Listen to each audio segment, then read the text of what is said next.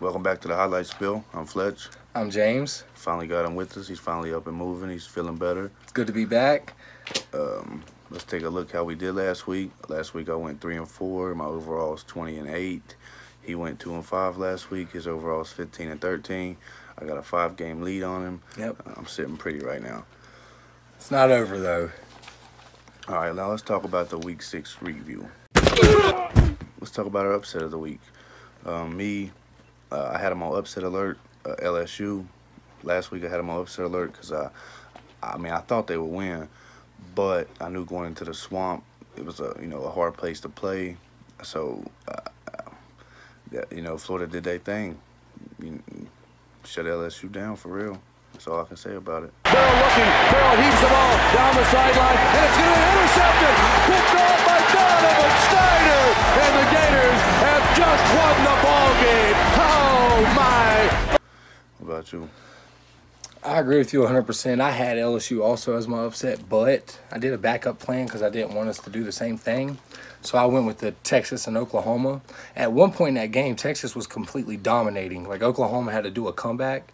And Kyler Murray, congrats, even though you lost, you had a hell of a game. Mm-hmm. And so I went with Texas, beating Oklahoma. Oklahoma's my upset. Okay. For University of Texas, Red River, immortality. Earthquake! He hit it! Dicker, the kicker, 48-45, Texas. That's a good one too, because I didn't really see that one coming at all. Now we're going to talk about our players of the week. Who you have? My players of the week, at number 1, I have Dwayne Haskins, QB for Ohio State. He threw for 455 yards and 6 touchdowns. Number 2, I have Vosean Joseph, linebacker for Florida. He had 14 tackles, 2 sacks, and 3.5 tackles for a loss. Number 3, I have Brock Purdy, QB for Iowa State. It was his first career start. He's a freshman. He threw for 318 yards, 4 touchdowns, and he completed almost 80% of his passes. Yeah. What about you? Number 3, I got Hassan Defense, cornerback from Kansas. He picked Will Greer off twice in the red zone, and if I'm not mistaken, in the end zone. So that's number 3. Yeah. Number 2, I got Tua Tagovailoa. He went 10-13, 334 yards, 4 touchdowns, which means he had 33.4 yards per attempt. In a win, yeah. He's special. Yeah. He's special. And then number 1, I gave it to old Texas quarterback Sam Ehlinger.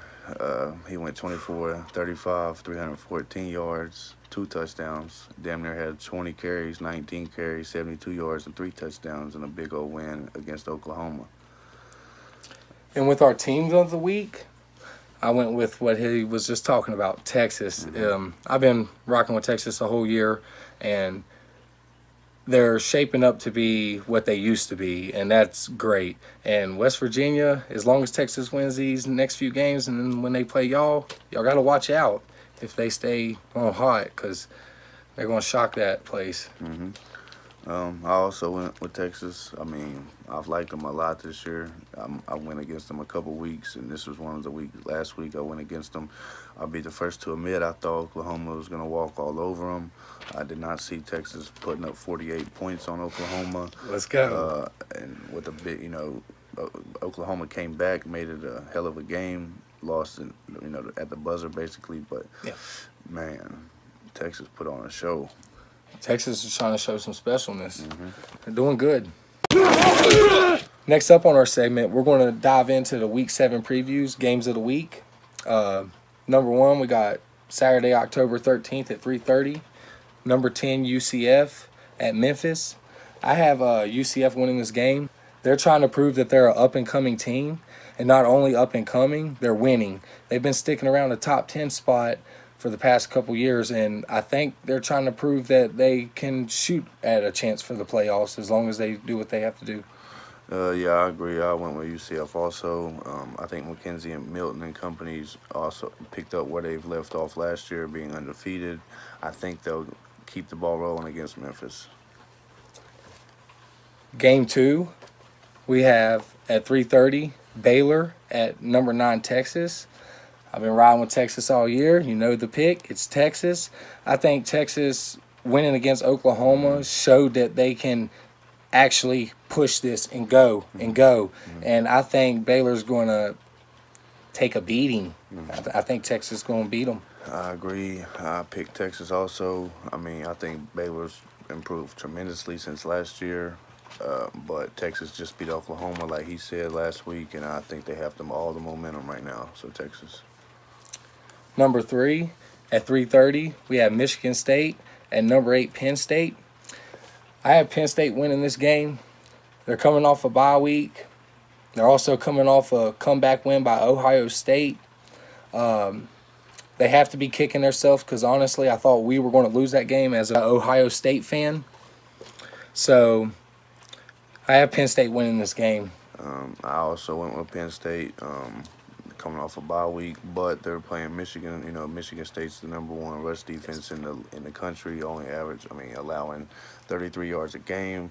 So I think it's going to fall on Trace McSorley's arm, and I think he'll do just enough to get him the dub, Penn State.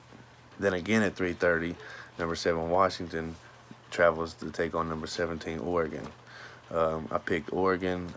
They let number 7 Stanford slip through their hands when they could have upset them.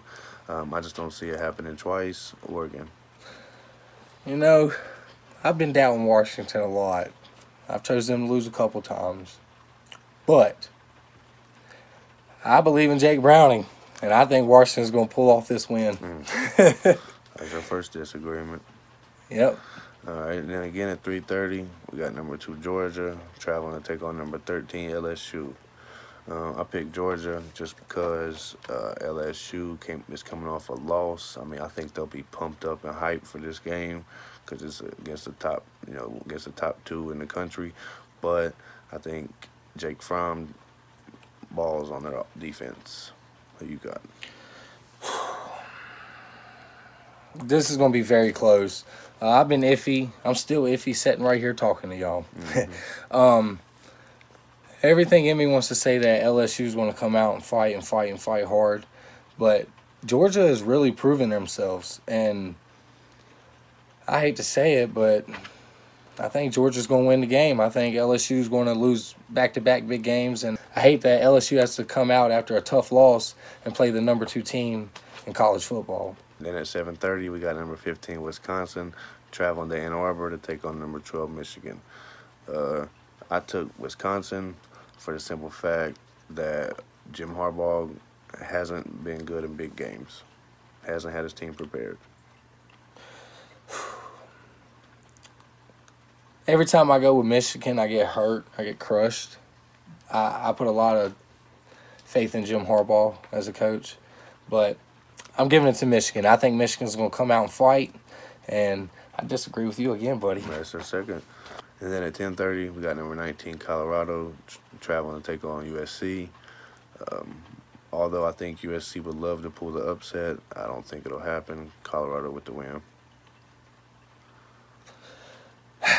I agree with you. I think Colorado is going to win this game, and I was going to choose USC for some spice, but I just don't have faith in them, so Colorado all the way. Now we're going to talk about our upset alert. I have West Virginia on my upset alert. It's a night game. It's in Iowa State. They're coming off a 4-turnover performance against Kansas. If they do that against Iowa State with that defense and what he said Brock Purdy did last week, I feel like Iowa State will take advantage of it, unlike Kansas. My upset alert, I got Georgia, and I'm not really going to explain as much because we're going into our next part of our segment, which is the X Factor, which is LSU, and I'm going to explain all on this. LSU came off a devastating loss, and they have to show it's either they beat Georgia or they're out of contention, and they need to get this win, come out with fire and poise. I think they're going to play great on offense and defense, and even if they lose, I think they are going to give Georgia a run for their money, and it's going to be a great game to watch. I took Will Grier. Like I said, he had 4 turnovers, 3 picks, and a fumble against Kansas. Not a very good team. I didn't see that one coming. If he takes care of the ball and does what he's capable of doing, I feel like West Virginia should win with no problem. And I agree. Will Grier, everybody that is a great quarterback has those games where they have some turnovers. And unfortunately, it happened to him against them. But they still got the win. So that's all that matters. Hopefully he can bounce back. I feel like he can. Yes. Now we're going to talk about our Heisman watch. Number 5, I got Sam Ehlinger, the quarterback from Texas. After a big game against Oklahoma, he jumped into my top 5 at the number 5 spot. Then number 4, I got Will Grier. After a 4 turnover game, he dropped a little. Maybe he can bounce back with a big game at Iowa State. Then number 3, I got Kyler Murray. He threw 4 touchdowns and ran for another, while nearly engineering a huge comeback against Texas. It fell short. Number 2, I got Dwayne Haskins, who last week threw for 455 yards, 6 touchdowns, like Burlington said earlier. And number 1, I got everybody's favorite, I'd say, Tua Tagovailoa. I mean, he takes care of the ball. He don't throw interceptions. He's very accurate. That's my top 5. Okay, my top 5 is, don't get it twisted, I think only 3 is relevant. But at number 5, I have Jonathan Taylor, the running back from Wisconsin.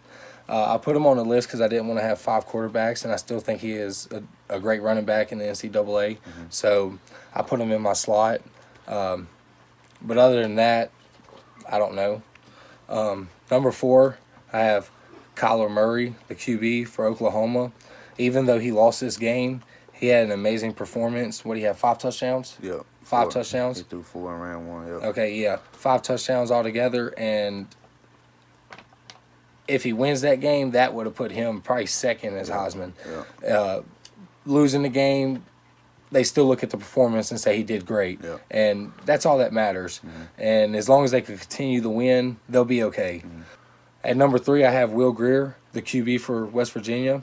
Even though he probably had one of the worst games of his season in turnovers, he still found a way to win, and that's what people look at. Like, look at some of the greats, like Brett Favre, turnovers, but he wins, and he takes chances, and he got a Super Bowl. So Will Grier had a bad game, but he still managed to pull it off, and he still won that game, and that's what people like to see.